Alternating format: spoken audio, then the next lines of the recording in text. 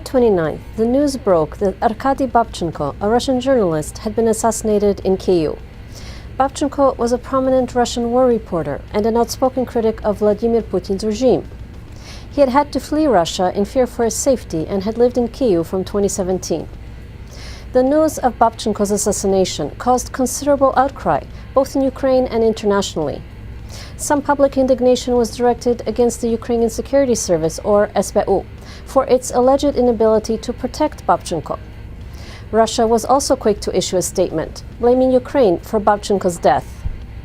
Украина становится очень опасным местом для работы журналистов. Должна быть жесткая международная реакция, чтобы сподвигнуть власти Украины исправить эту проблему. There was a dramatic turnaround, however. At a press conference held in Kyiv on May 31st, it was revealed that Babchenko was alive and well. Also, as a result of an elaborate sting operation, the alleged organizer of Babchenko's assassination had been arrested. Ukrainian citizen Boris Herman was charged with plotting Babchenko's murder and the deaths of many more people. According to the head of the SBU, Vasyl Hrytsak, Herman acted on orders from the Federal Security Service of the Russian Federation, or FSB. The killing of Babchenko had apparently been planned as the starting point of a much larger terrorist operation, which was foiled by the SBU. Організатор цього злочину говорив про необхідність усунення, вдумайтесь в цифру, 30 осіб на території України. Babchenko's supporters and many others met this unexpected news with relief and elation. Other voices immediately condemned the SBU for allegedly fooling the world with their complex, staged operation. The Russian government accused the Ukrainian authorities of using the Babchenko case for anti-Russian propaganda. Understandably, many journalists criticized the SBU tactics out of concern for journalistic ethics. The SBU explained that there was no other way to proceed and get positive results. Also, understandably, Babchenko, who was happy to be alive, strongly rebuked the criticism that was leveled against the SBU. On June 5th, Prosecutor General of Ukraine Yuri Lutsenko confirmed that the Babchenko investigation had uncovered a list of 47 prominent Ukrainian and former Russian journalists who were also allegedly targeted for assassination. The Babchenko case has had a polarizing effect on public opinion. On the one side are those who believe that the end justifies the means, that the important thing is that Babchenko is alive and the assassination plot was foiled. On the other side are those who are outraged at having been duped and manipulated and feel that the public trust has been violated by the ruse. Both sides present a compelling argument.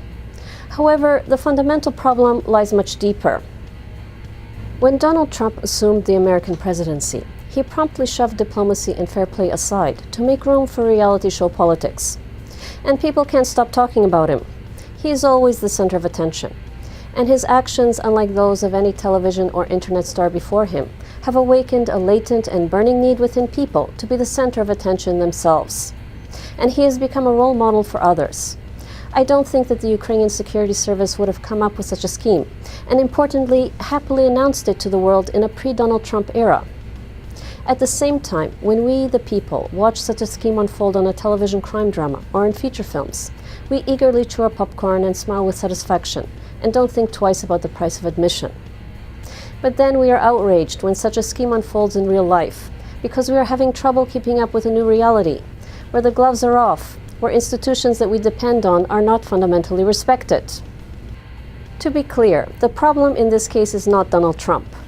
The problem seems to be a society that craves attention at almost any cost, and considers Donald Trump a convenient role model for behavior that contravenes the norm. I'm quite sure that the people at the Ukrainian Security Service are genuinely scratching their heads, not understanding why their actions have been met with such disapproval. Because if Donald Trump, the American president, can pull crazy stunts in court controversy, then why can't they?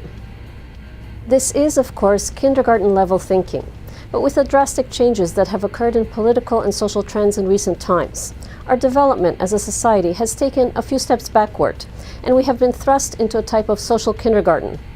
And we are all fighting to grow up and develop within it. And, as in all such situations, there are growing pains. But we are not really fighting for institutions, such as journalism or government. We are in a fight over the values that are supposed to underlie those institutions: integrity, morality, honesty, decency, patience, and respect. I'm Tanya Ster, and this was Ukraine in the News. Канал 1+1 тепер доступний на Bell International Programming.